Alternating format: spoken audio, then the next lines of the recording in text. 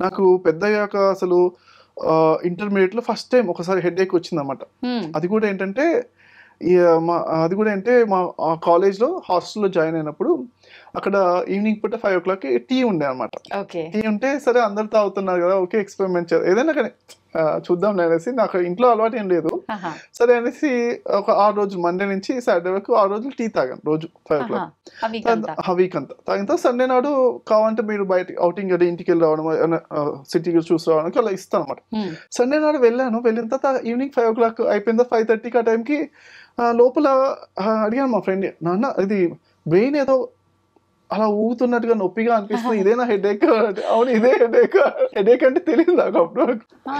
Okay. ఆహా! Tea తాగి అంటే టీకి అలవాటైపోయి అలవాటయిపోయింది. ఒకటే సారి మనం ఆపేసేసరికి కొత్త హెడేక్స్ తెచ్చుకోవడం ఎందుకులే అనేసి అప్పుడు టీ కూడా ఆపేసానన్నమాట.